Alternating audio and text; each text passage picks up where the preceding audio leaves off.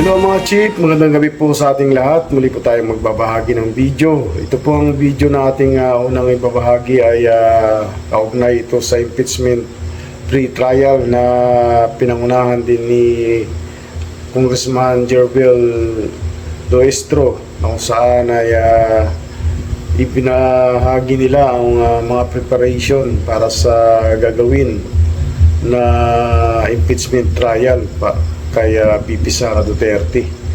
So may ilang mga procedure silang ginawa, both parties, at yun ang ibinahagi nila at pinag-uusapan dito sa press con na ito na ginawa nila. Panoorin natin itong video. Ito pong pre-trial order na ito ay pinagkasunduan ng dalawang parties, the defense and the prosecution, with, of course, the intervention of the impeachment court. This is supposed to serve as the blueprint, the guide, the roadmap in the upcoming impeachment trial. In other words, matters which were not incorporated in the pre-trial order cannot be presented during the trial. By pinagkasunduan, what we meant is, with respect to the trial that will happen, matters which can be agreed upon by the parties are included in the PTO, and matters which cannot be agreed upon by the parties are considered as disputed issues and controversies, and they should be included as well in the pre-trial order. As to the significance, mahalaga po ito dahil ito dapat ang susundin sa paglilitis na gaganapin. Ang mga ebidensya na hindi na isama sa pre-trial order as a general rule ay hindi pwedeng ipresenta during the trial. So yun pala yung basyan o yung ibig sabihin kaya't nagkaroon ng pre-trial order itong gagawing impeachment na ito, at yun nga, malinaw na narinig natin na lahat ng isusumiting ebidensya kailangan pala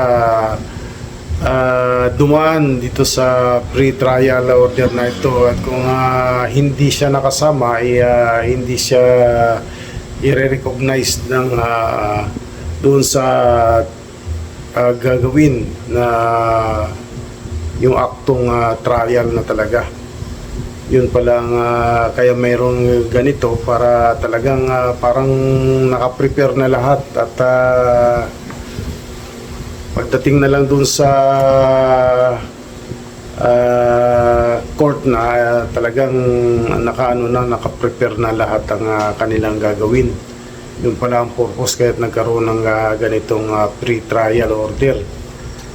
Ayun nga dito kay Congressman Doestro. Malapit na ang pre-trial, ang impeachment trial. Ang pagkakaalam ko ay July 6 yata ito magsisimula, at hindi ko alam kung hanggang kailan yan matatapos. So ito yung pinakahantay ng lahat dahil matagal na pinag-usapan to, at talagang matutuloy na nga siguro talaga ito dahil pinaghandaan na. At ayon nga dun sa napanood natin na video kaugnay dun sa Senate,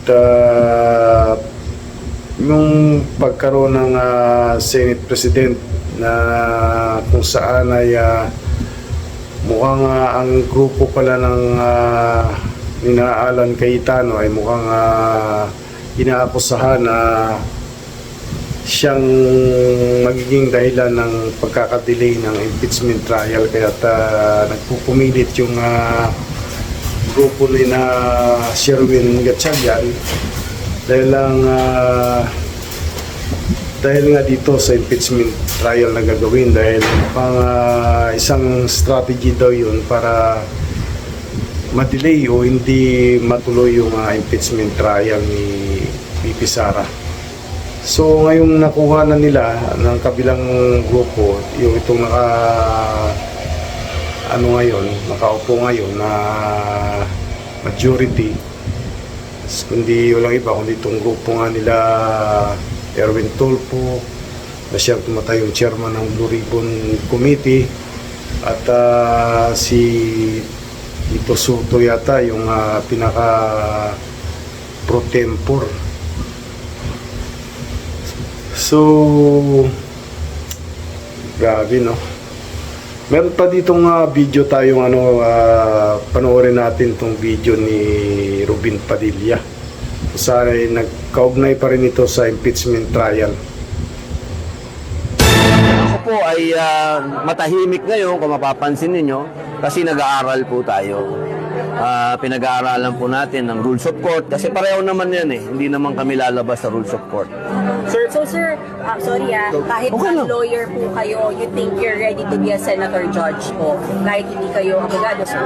Opo, isang karangalan po sa atin, siyempre maging senator judge. So, umasa po kayo na una sa lahat, ang dapat natin na ipangako sa taong bayan, tayo po ay patas. Tayo po ay parehas, wala po tayong tinititigan, wala tayong tinitingnan. Umasa po kayo. Possible daw na umattend si VP Sara. You think it's better for her to attend the impeachment trial, sir? Dapat siguro ang tanungin natin yung kanyang abogado kung ano ang advice nila kay VP. Kung ipupush ng ilang mga taga-mayorya na si Senator Cheese ang mag-presiding officer, i-oppose po ba ninyo, sir? Or at least ng minority bloc? Kailangan namin i-oppose yun. Bilang kami ay minorya. Bilang kami, trabaho namin yun. Yung mga alam namin na, teka muna, parang wala yata sa konstitusyon yan. No? Kailangan namin pag-usapan yan. Hindi ibig sabihin nag-aaway kami. Yun po ang trabaho ng minorya. I-check namin, check and balance namin yung majority. So for you, dapat si SP win talaga? Dapat. Dapat kasi, alam mo, baliktad eh. Dapat yung majority, ini-encourage nila dapat si SP win, ano? Hindi nila, para sa akin, di-degrade yung tao eh. So sinasabi ni Senator Padilla na kasama pala siya sa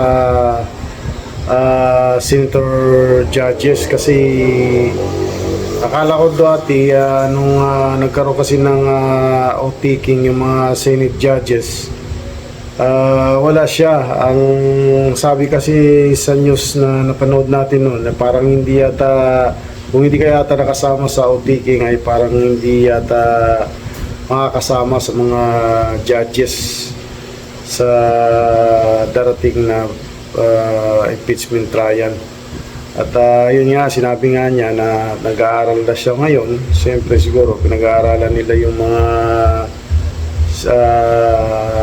sitwasyon kung in case na nandun na sila sa court, at yun ang sinasabi dito ni Robin Padilla. So yun, at sana'y nagustuhan ninyo itong ating ibinahaging video na ito. Kung nais mong magbigay ng iyong opinion, komento, reaction, mag-comment lang sa comment section dito mismo sa video na ito. Hanggang sa muli, maraming salamat. Bye-bye.